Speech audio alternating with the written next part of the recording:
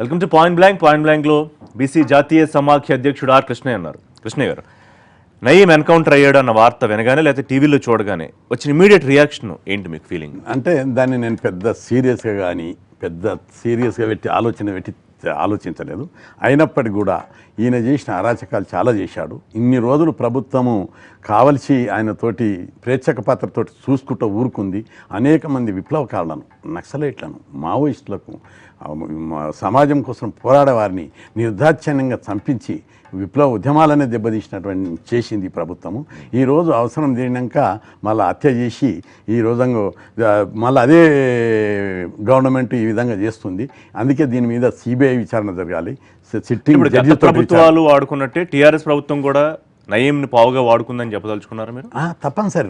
ఇప్పుడు నిజంగా టీఆర్ఎస్ ప్రభుత్వానికి చిత్తశుద్ధి ఉంటే అధికారంకి వచ్చిన తెల్లారే 1 మంత్లోనో 2 మంత్లోనో పట్టుకోవాలి, చట్ట ప్రకారం శిక్షించాలి, జల్లనన్న పెట్టాలి, పోరాడి ఏ పద్ధతి అవలంబిస్తారో అది చేయాలి. కానీ 2 సంవత్సరాల 2 నెలలు ఆయనను వాడుకొని పోలీస్ ఛాంబర్లో పేపర్లు వస్తూనే ఉన్నది. పోలీస్ ఛాంబర్లో వస్తున్నాడు. 20 మంది ఐపీఎస్ ఆఫీసర్లతో సంబంధాలు ఉన్నాయి. ఆయన ద్వారా రాజకీయ ఆస్తులు పొందిండు, ఆర్థిక లబ్ధులు పొందిండు అని ఓపెన్ పేపర్లలో వస్తున్నాయి మన అందరికీ. అదేవిధంగా రాజకీయ నాయకులు కూడా లబ్ధి పొందినని ఓపెన్గా పేపర్లు వస్తున్నాయి. అందరు లబ్ధి పొందిన వాళ్ళేమో దొరల్లాగా తిరుగుతున్నారు. ఎలాంటి లబ్ధి లేకుండా సమాజం కోసం 24 గంటలు పనిచేస్తుంటే నాకు ఏదో బురద తల్లి కుట్రమాలు బంద్ చేయాలి, బీసీ వాయిస్ లేకుండా చేయాలి, బీసీలను అనగదొక్కాలి, కుట్రపూరితంగా ఆర్ కృష్ణ మీద ప్రభుత్వం బురద జల్లాల్సిన అవసరం ఈ టైంలో ఏంటి? అసలు మిమ్మల్ని ప్రభుత్వం కేర్ చేస్తుందని మీరు అనుకుంటున్నారా? ఎందుకు కేర్ చేయదు? ప్రతి ఉద్యమకారుని మీద బురద చల్లడానికి ప్రయత్నం చేస్తుంది. రెండవది, ఈరోజు రాష్ట్ర ప్రభుత్వం నేను చేసే రోజు ఉద్యమాలతో ఈరోజు మీడియాను దొక్కిపెడుతుంది, పత్రికలను దొక్కిపెడుతుంది, గొంతు లేకుండా చేస్తుంది, 7 తాడి చెట్ల లోతుకు దొక్కిపెడతానని చెప్పాడు. ఆ విధంగా పత్రికలను భయపెట్టుకొని వార్తలు రాకుండా చేస్తున్నాయి. రోజు ఉద్యోగాలు భర్తీ చేయాలని ఉద్యమాలు చేస్తున్నా, బీసీల స్కాలర్షిప్లు ఫీజుల బకాయిలు ఇవ్వాలని ఉద్యమం చేస్తున్నా, అదేవిధంగా KG to PG ఉచిత విద్య కావాలనో అవి చేయాలని చేస్తున్నా, అదేవిధంగా కాంట్రాక్ట్ ఉద్యోగులను పర్మనెంట్ రెగ్యులరైజ్ చేస్తాను చేయలేదని ఉద్యమాలు చేస్తున్నా. రోజు 1000 మందితోటి ఉద్యమాలు చేస్తుంటే అందరినీ నోరు పోయించాడు. అన్ని పార్టీల నుంచి పార్టీ శాసనసభ్యులను తీసుకున్నారు, పార్టీలను క్లోజ్ చేసేటటువంటి స్థితికి ఇచ్చాడు, బలహీనపరిచాడు. ఇక కృష్ణయ్య గొంతెత్తి ప్రజల పక్షాన పోరాడుతున్నాడు కాబట్టి ఈయన నోరు మూయించాలనేటువంటి కుట్రపూరితమైనటువంటి దురుద్దేశంతో చేసిండు. ఆర్ కృష్ణయ్యకి సంబంధాలు ఉన్నాయి, సాన్నిహిత్యం ఉంది కాబట్టి ఈ లింక్ పెట్టి మీ గొంతు నొక్కేయాలని ప్రభుత్వం అనుకుంటుంది. ఆర్ కృష్ణయ్యకు సన్నిహితము సంబంధాలు కాదు. ఆర్ కృష్ణయ్య ఒక ప్రజానాయకుడు. నా ఆఫీస్కు ఓపెన్ దర్బార్ ఉంది.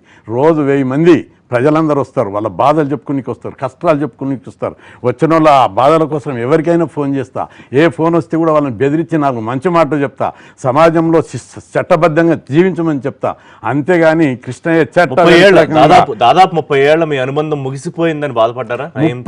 30 రోజుల అనుబంధం ఎక్కడుంది? 86లో ఆయన రాడికల్ విద్యార్థి సంఘంలో ఉన్నప్పుడు పరిచయం. అప్పుడు యూనివర్సిటీకి వచ్చేవాడు, ఉద్యమాలలో పార్టిసిపేట్ చేశాడు. ఆ తర్వాత అండర్ గ్రౌండ్లోనే పోయిండు ఆయన. ఎన్నో ఏళ్ళు పోయిండు. అప్పుడు ఎవరికి పరిచయం లేడు, అప్పుడు ఎవరితోటి టచ్లో లేడు, ఎవరితోటి మాట్లాడుతూ ఉండేవాడు. అప్పుడు అండర్ గ్రౌండ్ ఉన్నప్పుడు మాట్లాడలేదు, ఎప్పుడు కూడా రాలేదు.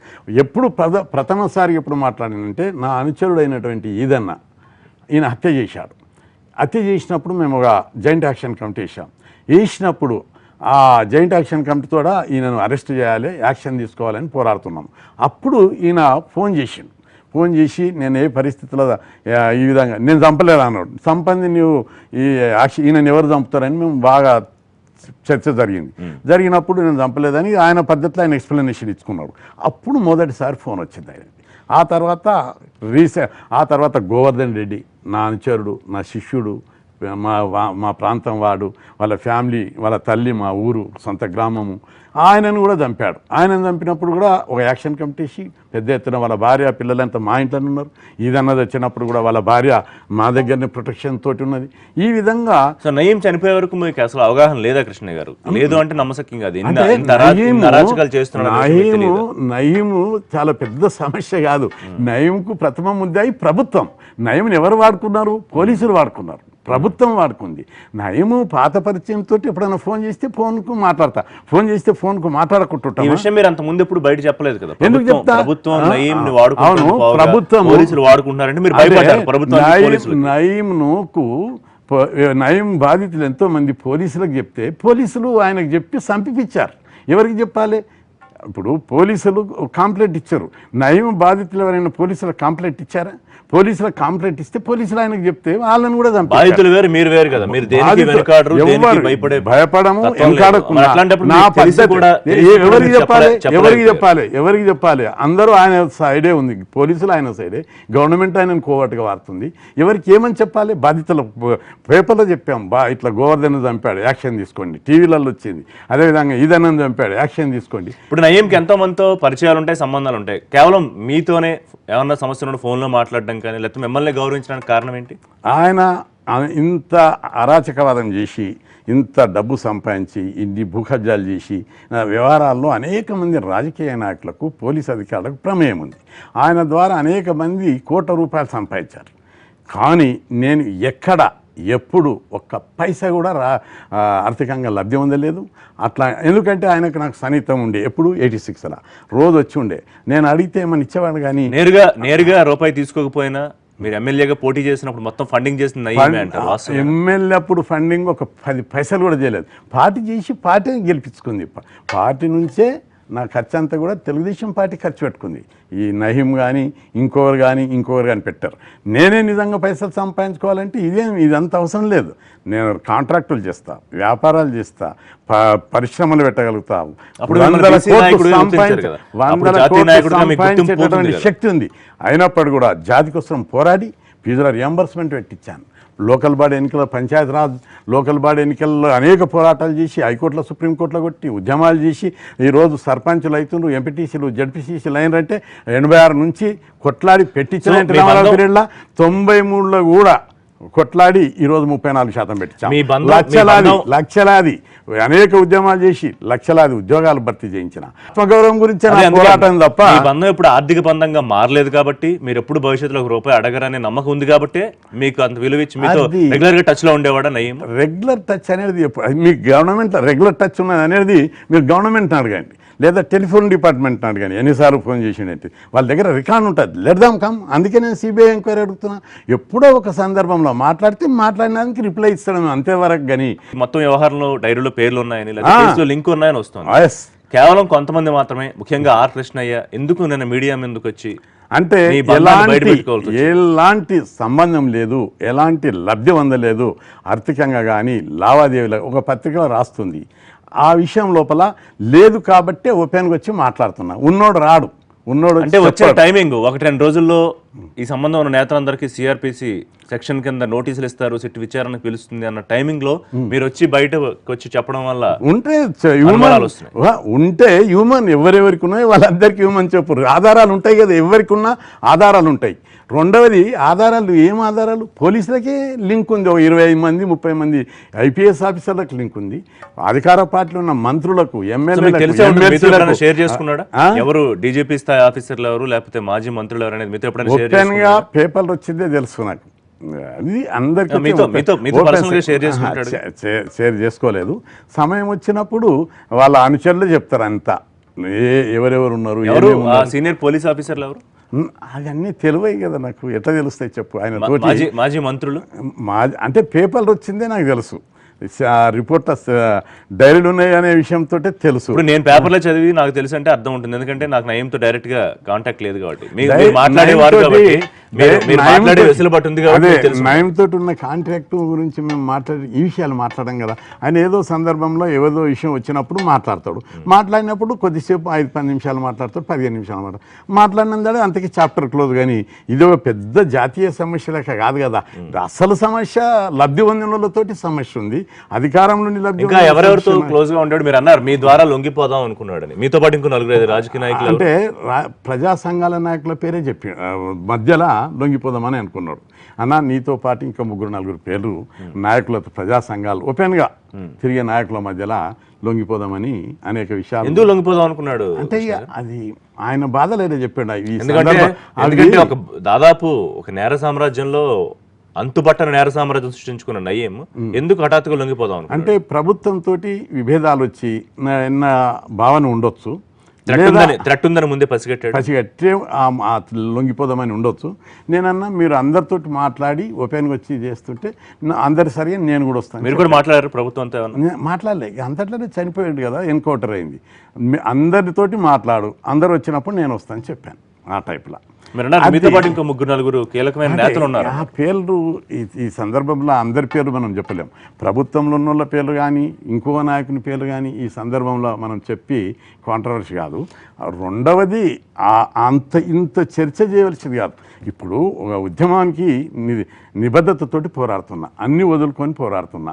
నా మీద బురద చల్లిన సందర్భం లోపల ప్రభుత్వం ఉద్దేశపూర్వకంగా బీసీ కులాల ప్రభుత్వం మీ గొంతు నక్కాలనుకుంటుంది.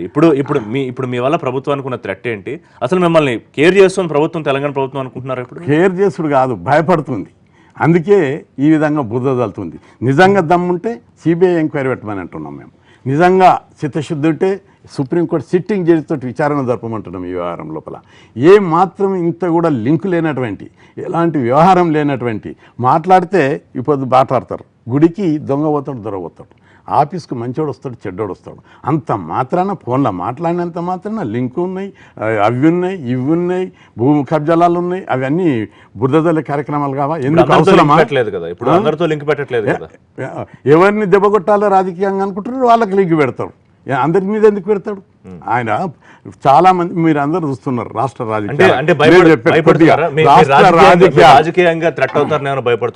ఇప్పుడు అందరూ పార్టీలు భయపెట్టి నయానా బయానా భయపెట్టి కాంగ్రెస్ పార్టీని బలహీనపరిచారు.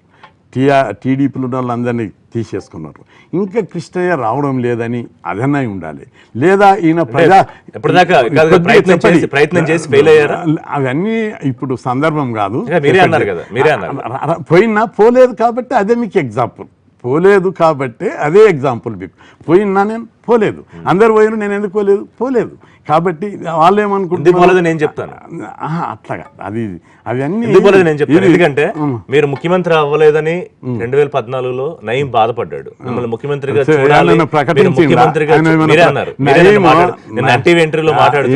ఇంటర్వ్యూలో ఏం చెప్పినా నేను, నయీం ముఖ్యమంత్రి చేసేది నయీం కాదు. ఆయన 86 లోపల పెద్ద ఉద్యమం జరిగింది, రిజర్వేషన్ల ఉద్యమంలో. అప్పుడు ఒక పార్టీ పెట్టి కృష్ణన్న ముఖ్యమంత్రి అయ్యేటటువంటి టాక్ డెవలప్ అయింది సమాజంలో. అప్పుడు ఆయన అన్నాడు, అన్నా నేను ముఖ్యమంత్రి కావాలని, ఉద్యమం చాలా రిజర్వేషన్ల ఉద్యమం బలంగా అయింది, తప్పనిసరి ముఖ్యమంత్రి అయ్యే స్థాయి ఉంది, అవుతావా అన్న అని ఆ సందర్భంగా అన్న ముచ్చట్లు.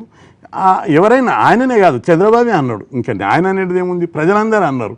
కాకపోతే తెలంగాణ ఉద్యమం ఉండేది ఉంది. అయితే కృష్ణయ్య ముఖ్యమంత్రి కావడమే కాదు, నేను ముఖ్యమంత్రి పదవి కోసం చేస్తలేను, ప్రజల యొక్క మౌలిక అభివృద్ధి కోసం చేస్తున్నా, దోపిడీ పీడన వివచ్చత లేనటువంటి సమాజ నిర్మాణం కోసం చేస్తున్నా. అయితే అనుమానాలు వస్తున్నాయంటే మీరు చెప్తుందని బట్టి మిమ్మల్ని గవర్నమెంట్ థ్రెట్ గా ఫీల్ అయింది అని మీరు ఒకటి అనుకోవడం, నయీం మీకు సాన్నిహిత్యంగా ఉండడం. సో నయీం 2019కి మిమ్మల్ని ముఖ్యమంత్రిగా చేయడం వెనక్కి స్కెచ్ ఇప్పుడే ప్రారంభమైందా? ఎస్సీలు బీసీలు ఎమ్మెల్యేల లిస్ట్ అంతా పూర్తి అబద్ధం. నాకంటే నా నోటీసులో వాటికి పుట్టియాలనుకున్నప్పుడు రకరకాల ముఖ్యమంత్రి చేయాలనుకుంటే నయం చేస్తుందా? ప్రజల చేతులు ఉంటుంది. రెండవది మేము ఆ ఆలోచన కూడా లేదు మాకు. ముఖ్యమంత్రి మెజారిటీ ఎమ్మెల్యేలు ఎవరి వైపు ఉంటే వాళ్ళు ముఖ్యమంత్రి, ప్రజలు ఎవరిని ఎన్నుకుంటే వాడు ఎమ్మెల్యే కలిసి ముఖ్యమంత్రి అవుతారు. అంతేగాని ప్రజలే ముఖ్యమంత్రిని ఎన్నుకుంటారు తప్ప ఒక నాయకుడు గ్యాంగ్స్టర్ చేస్తే ముఖ్యమంత్రి గారు అట్లాంటి దాఖలాలు ప్రపంచంలో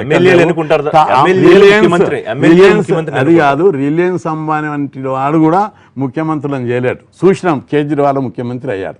ఆయనను అడ్డుకోవడానికి అందరూ ప్రయత్నం చేశారు. రాజకీయాలలో ఏది శాశ్వతం కాదు, ఏది చెప్పలేం. ఏదైనా ప్రభుత్వం ఆర్ కృష్ణయ్యకి భయపడాలి. నాకు పాయింట్ అర్థం. రోజు నిరుద్యోగుల ఉద్యమాలు చేస్తున్నాడు, ఉద్యోగాలు భర్తీ చేయమని. తెలంగాణ ఎందుకోసం కొట్లాడిండ్రు? రేపు తెలంగాణ వస్తే నిధులు, నియామకాలు, నీళ్ళు అని పోరాడారు. 2 లక్షల ఖాళీలు ఉంటే ఇంతవరకు 2 సంవత్సరాల 4 నెలలు అయింది, భర్తీ చేస్తలేరు. అందుకోసం పోరాటం చేస్తున్నా, ఉద్యోగాలు భర్తీ చేయమని. 42 ఏళ్ల నుంచి కొట్లాడుతున్నా. ఇక్కడనే కాదు, కేసీఆర్ మీదనే కాదు, పక్క చంద్రబాబు నాయుడు మీద కూడా కొట్లాడుతున్నా, ఉద్యోగాలు భర్తీ చేయమని చెప్పి. ఇక్కడ అనేకమైన మీటింగ్లు, ధర్నాలు పెట్టినా. ఇక్కడనే కాదు, ఢిల్లీకి పోయి, ఢిల్లీకి నేను అది చెప్తా, ఢిల్లీకి పోయి పార్లమెంట్ దగ్గర ఉద్యమాలు చేస్తున్నాం నరేంద్ర మోడీ తోటి చట్టసభల రిజర్వేషన్లు పెట్టాలని. కృష్ణ గారు, ఒక జాతీయ సంఘ నాయకుడికి, బీసీల కోసం పోరాడే నాయకుడికి, ఒక కరడుగట్టిన గ్యాంగ్స్టర్కి ఎలా కుదిరింది అసలు? అంటే ఆయనకు నాకేమన్నా దందాలు చేసినామా? ఆయన నాతోటి ఎప్పుడైనా ఫోన్ చేస్తే ఫోన్ మాట్లాడుకుంటుంటామా? మీకే ఫోన్ చేస్తాడు, మీరు మాట్లాడారా? నాకు చేయలేదు ఎప్పుడు. అంటే చేయలేదు, కానీ ఎవరైనా మాట్లాడతారు. ఆయనకు ప్రభుత్వం గజగజలాడుతుంది, పోలీసు వాళ్ళు అది ఇంట్లోనే ఉంటున్నారు, పోలీసులు మీరు కూడా భయపడ్డారా? మీరు కూడా భయపడ్డారా? భయపడేవాడు కాదు, ఎందుకు లేనిపోయిన లిటిగేషన్లు పెట్టుకోవాలి అని ఎవరికైనా ఉంటుంది అది.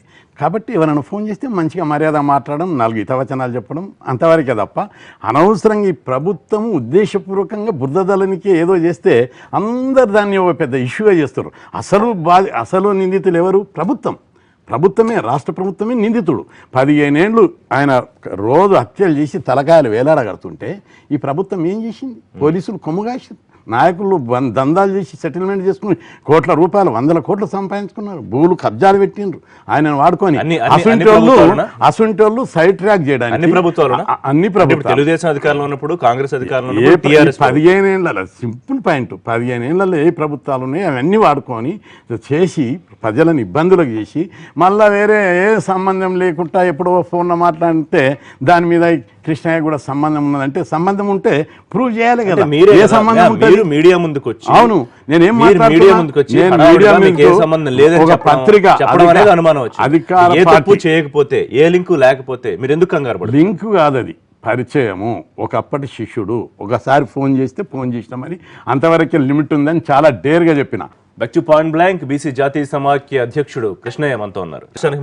ముఖ్యమంత్రి కావాలని ఆశ ఉంటే 82లో ఎన్టీ రామారావు పార్టీ పెట్టినప్పుడు నేను Osman university law college president ఉన్న, పీజీ లా కాలేజ్కి కారు ఇచ్చి పంపించాడు. హిమాయత్ నగర్ నుంచి ఎమ్మెల్యే నిలవాడు, నేను మంత్రిని చేస్తాను, అదే చెప్పేది. అయితే నేను ఒకసారి మంత్రి అయితే నా జాతుల గురించి రోడ్డు మీద వచ్చి ధర్నాలు చేయలేను, ఉద్యమాలు చేయలేను, కాబట్టి నేను ఉద్యమకారునిగానే పోరాటాలు చేసి సాధిస్తాను. ఒకవేళ మీ పార్టీలోకి వస్తే మీ పార్టీ చెప్పిన రూల్స్కు రెగ్యులేషన్స్కు బైండ్ అయ్యి నోరు లేకుండా అవుతుంది నాకు నా జాతి గురించి పోరాడి అని రిజెక్ట్ చేసిన. అప్పుడే కనుక అధికారం మీద డబ్బు మీద యావనే ఉంటే అప్పుడే పోతే నేను ఈ స్థాయికి ఎంతో దూరం ఎదిగేవాడిని. ఇంకా అప్పుడు ఎప్పుడు లేదు, ఎంతసేపు నా జాతికి పిల్లలు చదువుకోవాలి, ఎస్సీ ఎస్టీ బీసీలు చదువుకోవాలి, అందుకోసం హాస్టల్ కావాలని పోరాడి 6000 హాస్టల్ పెట్టించాం. కృష్ణయ్య మీద కేసులు పెట్టి గొంతు నొక్కాలనే ప్రయత్నం ప్రభుత్వం చేస్తుంది, దాన్ని నయీం కేసుకు వాడుకుంటుంది. నయీం మీద చెడ్డ పేరు వచ్చింది, ఈయనకు లింక్ ఉంది అని ఏదో బుద్ధ దళనికే. నిజం నిప్పు లాంటిది, ఎప్పుడే కానీ సత్యమేవ జయితే ధర్మమేవ జయితే ఎవరు దాన్ని జయించారు. రెండవది నిజాయితీగా ఉన్నా కాబట్టి నేను దాన్ని ప్రూవ్ చేసుకునికే తెగించున్నా. అవసరమైతే రేపు అమాన్యంగా దీక్ష చేస్తాను. టీడీపీలో ఉన్నారా కృష్ణయ్య? లేరా? అంటే ఇప్పుడు టీడీపీ నుంచి మారినని చెప్పాను, టీడీపీ నుంచి మారినని చెప్పానా? మారిన వాళ్ళు మారిపోయినరు, నేను మారినని ఎక్కడ చెప్పలేదు. మారలేదు, ఉండలేదు, అంతేనా? అంటే ఉండలేదంటే నా ఎజెండా నాకుంది, బీసీ ఎజెండా. ఆ ఎజెండా కోసం తెలుగుదేశం పార్టీ మిమ్మల్ని ఎమ్మెల్యే సీట్ ఇచ్చి నిలబెట్టి గెలిస్తే ముఖ్యమంత్రిని చేస్తామని చెప్పిన పార్టీని వాళ్ళు వదిలేశారా కంప్లీట్ గా? తెలంగాణ వదిలినని ఎక్కడన్నా చెప్పాను? వదిలేశారా? వదిలినట్టు నేను మీకు అడుగుతున్నా, నేను వదిలినట్టు ఎక్కడన్నా ప్రకటించలేదు. బెదిరించాడా కృష్ణ గారు? బెదిరిస్తాడా ప్రజానాయకుడిని? పైగా ఆయన చదివినప్పుడే నా దగ్గర ఎప్పుడు 1985, 86, 87 ఆ ప్రాంతం రిజర్వేషన్లు ఉద్యమాల ఆ ప్రాంతంలో అనేక సార్లు వచ్చాడు. ఆయన గౌరవం ఏంటిది? ఆయన నన్ను ఎందుకు గౌరవిస్తాడు, ఎందుకు తల ఉంచుకుంటాడు నా దగ్గర? నిజాయితీపరుడని, ప్రజల కోసం అంకితభావంతో పోరాడతాడని. మూడవది ఆయన చదువుకున్న రోజుల్లో ఎప్పుడన్నా అవసరానికి 50-100 రూపాయలు అరకపోయినటువంటి రోజులు, ఆ రోజుల్లో కన్నా కిరాకి లేవంటే 100 రూపాయలు తీసుకొని పోతుండే. ఇట్లా ఆ గౌరవం. రెండవది నా ఉపన్యాసాలతోటి, నా స్పీచ్లతోటి ఇన్స్పైర్ అయ్యి ఉన్నటువంటి రోజులు. ఆ మొదటి గౌరవం. ఇప్పుడు ముఖ్యమంత్రి గారు కేసీఆర్ గారు ఉన్నారు, ఆయన చిన్నప్పటి గురువుకు పాదాభివందనం చేసిండు. ఆయన ఎందుకు చేసిండు? ఇప్పుడు ముఖ్యమంత్రి స్థాయి ఏంటిది? ఆయనకు లైన్ కట్టి పాదాభివందనం చేస్తారు కేసీఆర్. మరి ఆయననే ఒక చిన్నప్పటి గురువు, పేద గురువు పంచ కట్టుకొని ఉంటే మనం అందరం పేపర్లో చూసాం. అట్లా ఎందుకు చేసిండు? ఒక గౌరవం, ఒక నిబద్ధత. కాబట్టి ఇక్కడ కూడా ఆ నిబద్ధతతో నన్ను గౌరవిస్తారు. నేను మాట్లాడుతున్న సందర్భంలో 99% మంది అధికార పార్టీకి సంబంధించిన వాళ్ళే ఉంటారని. అవును, మాట కోసం అన్నారు. మీ దగ్గర వాళ్ళ పేర్లు, ఆధారాలు? పేర్లు అని కాదు, పేపర్లు వచ్చిన విషయాలను చూసి, ప్రజల్లో మాట్లాడుతున్న తీరును చూసి అన్ని దందాలు చేసిందని, అందుకే అదే పోలీసులు ఇందులో ఇన్వాల్వ్ అయిందని, ఇది ఓపెన్ సీక్రెట్ అందరికీ. నయీము ఈ విధంగా పోలీసులకు కోవటగా మారి ఈ విధంగా చేస్తున్నాడని అందరికీ తెలిసినటువంటిది. కాబట్టి ప్రభుత్వమే మొదటి నేరస్తుడు, ప్రభుత్వమే మొదటి ముద్దాయి. కాబట్టి ఇక్కడ న్యాయం జరగదు. నయీం ఎన్కౌంటర్ తర్వాత బాధపడిన వాళ్ళు కొంతమంది, ఆనందించిన వాళ్ళు కొంతమంది. కృష్ణ ఎటువైపు ఉన్నారు? అంటే బాధ ఎందుకు పడతా? ప్రజలను, నా మనుషులను చంపినని చనిపోతే నేను సంతోషపడతాను, బాధపడతాను. నా శిష్యుడు గోవర్ధన్ రెడ్డిని చంపాడు, నా అనుచరుడు ఈదనని చంపారు, ఇంకో సాంబశివుడిని చంపారు. వాళ్ళంతా నా ఫ్యామిలీ మెంబర్స్ లాగా నా ఎంబడి తిరిగినటువంటి వాళ్ళు. వాళ్ళ ప్రభుత్వం వాళ్ళని ఎన్కౌంటర్ చేసే సమయంలో వాళ్ళని కాపాడినటువంటి సందర్భాలు ఉన్నాయి. ఈదన్నను సరెండర్ చేయించి ఓపెన్కి తీసుకొచ్చాము. అదేవిధంగా గోవర్ధన్ రెడ్డిని ఎన్కౌంటర్ చేస్తుంటే ఆర్పించాము. సాంబశివుడిని కూడా ఎన్కౌంటర్ చేసే పరిస్థితుల్లో home minister Nayeem operations control చేయగలిగే స్థాయిలో కృష్ణ ఉండేవారు. ఇది చాలా సందర్భంలో మీరు ప్రశ్నిస్తున్నారు, కానీ మీరు అనుకున్నంత ఆ సంబంధం లేదట. ఎప్పుడో ఒకసారి మాట్లాడితే రిప్లై చెప్పడమే. సంబంధం ఉన్న విషయాల మీద నేను బీసీ ఉద్యమాలు చేస్తున్నా, హాస్టల్ పొందలేదు కాబట్టి ధైర్యంగా ముందుకొచ్చారు. ఏ విచారణకన్నా కృష్ణ సిద్ధంగా ఉన్నా ఇప్పుడు ఎప్పుడు ఇచ్చే మాట్లాడతా. ఎందుకంటే ఆ డేర్నెస్ ఇప్పుడు ఇదే కాదు. ఒకవేళ నిజంగా నేను సంపాదించుకోవాలంటే అక్రమ సంపాదన అవసరం లేదు నాకు. మంత్రుల దగ్గర పైరులు చేయొచ్చు, గవర్నమెంట్ దగ్గర. కేసీఆర్కి తెలియదా నేనేమిటిదో ఆయనకు తెలియదా? లేకపోతే గత ముఖ్యమంత్రులకు తెలియదా? ఒక్క చిన్న పైరవి కూడా చేయలేదు వాళ్ళ దగ్గర. ఎంతసేపు ప్రజల సమస్యల మీద, ప్రజా ఉద్యమాల మీద, ప్రజల కోసం చేసినటువంటి సందర్భం. భవిష్యత్తు ఏంటి? రాజకీయంగా అగ్రెసివ్గా ముందుకెళ్తారా, లేకపోతే ఉద్యమ నా మేజర్ టార్గెట్ బీసీలకి ఈ దేశం లోపల అన్యాయం జరిగింది. రాజ్యాంగబద్ధమైనటువంటి హక్కులు రాలేదు, చట్టసభలో రిజర్వేషన్ లేవు, జనాభా ప్రకారం ఏ రంగంలో కూడా ప్రాతినిధ్యం లేదు. అందుకే బీసీలకు రాజ్యాంగబద్ధమైన హక్కులు కావాలని, చట్టసభలో రిజర్వేషన్లు కావాలనేదే నా ఇప్పుడు పోరాటం. ఇప్పటికైనా కృష్ణయ్యను ముఖ్యమంత్రిగా చూడాలనుకున్న నయీం ముఖ్యమంత్రి మీరు మళ్ళీ అదే చెప్తున్నారు. నయీం తోటి ఉన్న సంబంధాలను అనవసరంగా చెప్తున్నారు. నయీంది ఒక మీరు సీఎం అవ్వలేదు, టీడీపీ గెలవలేదు, సీఎం సీఎం అనేది 86 లో ఉద్యమాల సందర్భంగా వేలాది ప్రజలు బీసీలంతా కోరుకున్నారు. ఎన్నికల తర్వాత జరిగింది నన్ను ఇన్సిడెంట్ మీరు చెప్పారు. దాంట్లో అప్పుడు ఇప్పుడు నిన్న అన్న ముచ్చట కాదు అది. ఎప్పుడు ఏ సందర్భంలోనో అయినా ప్రతి ఒక్కరు కోరుకున్న ముచ్చట అది. తెలుగుదేశం పార్టీ అనౌన్స్ చేసిన ముచ్చటది. కాబట్టి నయం కాదు, ప్రజలు కోరుకున్న ముచ్చటది. కాబట్టి రెండవది కృష్ణయ్య కూడా కోరుకుంటలేడు ముఖ్యమంత్రిని. కృష్ణయ్య బహుజనులకు రాజ్యం కావాలని కోరుకుంటున్నాడు. 68 సంవత్సరాలలో ఈ రాష్ట్రంలో కానీ, ఉమ్మడి రాష్ట్రంలో కానీ ఒక దళితుడు, ఒక బీసీ, ఒక ఎస్సీ, ఒక ఎస్టీ, ఒక మైనార్టీ ఇంతవరకు ముఖ్యమంత్రి కాలేదు. 1% జనాభా లేని వాళ్ళందరూ కూడా ముఖ్యమంత్రులు అయ్యారు.